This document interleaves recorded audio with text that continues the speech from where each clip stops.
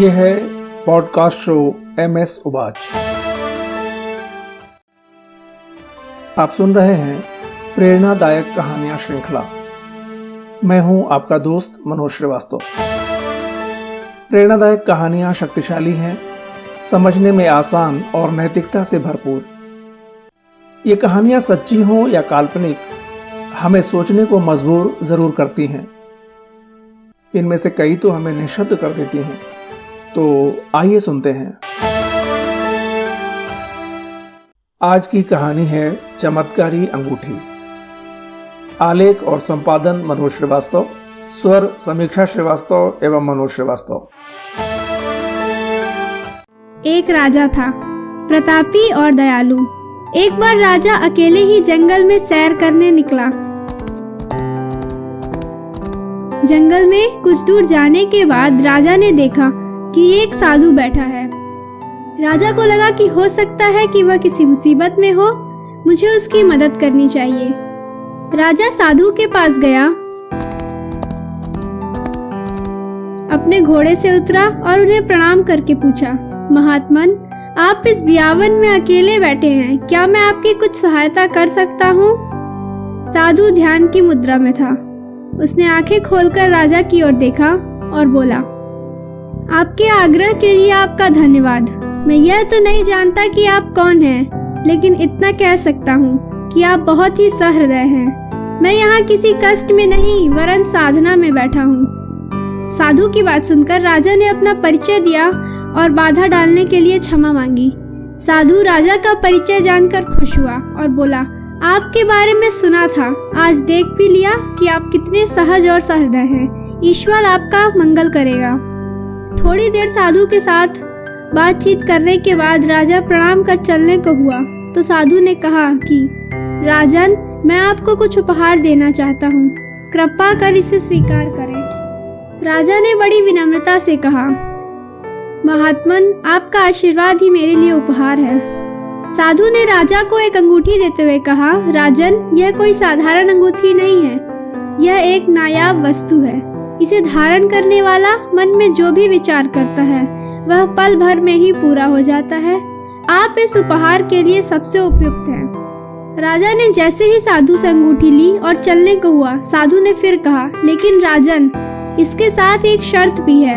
यह तभी काम करेगी जब आप इसे अपनी उंगली में धारण करेंगे और जब इसकी आवश्यकता ना हो तो इसे उतार कर अपने पास रख लें। इसका उपयोग बड़ी ही सावधानी से कीजिएगा।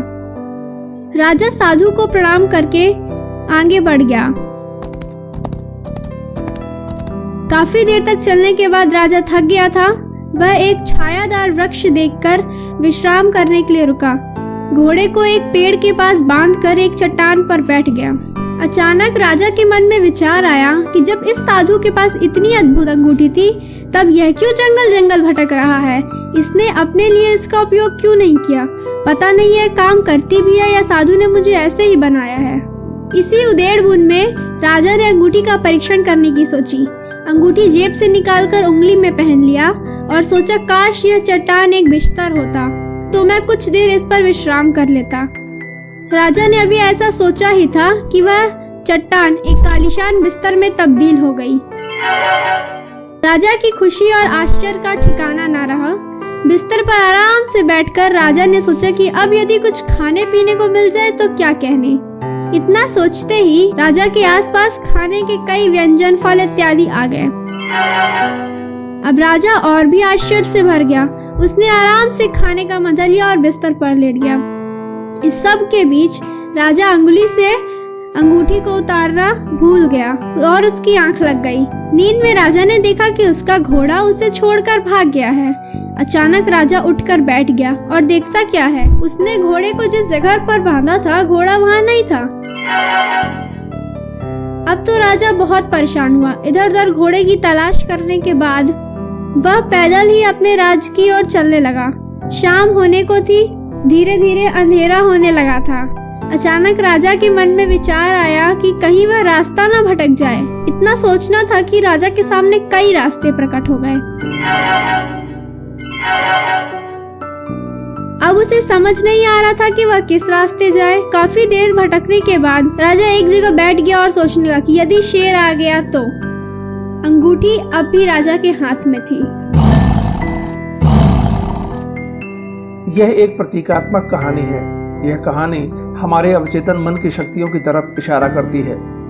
जिस तरह से कोई भी उस अंगूठी का उपयोग कर चमत्कारी परिणाम पा सकता था, उसी तरह से हम अपने अवचेतन मन के सहारे अपने जीवन में अद्भुत और मनचाहे परिणाम हासिल कर सकते हैं। लेकिन हमारा अवचेतन मन अच्छे और बुरे में भेद नहीं करता। वह हमारे विचारों को हूबहू ग्रहण कर लेता है और उसके अनुरूप परिणाम उत्पन्न करता है। हमारा अवचेतन मन तब भी काम करता रहता है जब हम सो रहे होते हैं। इसलिए हमें अपने विचारों के प्रति हमेशा सजग रहना चाहिए।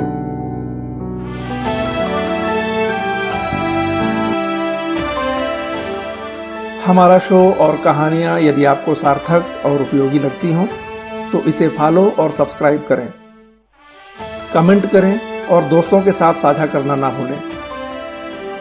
फिर मिलते हैं एक नई कहानी के साथ।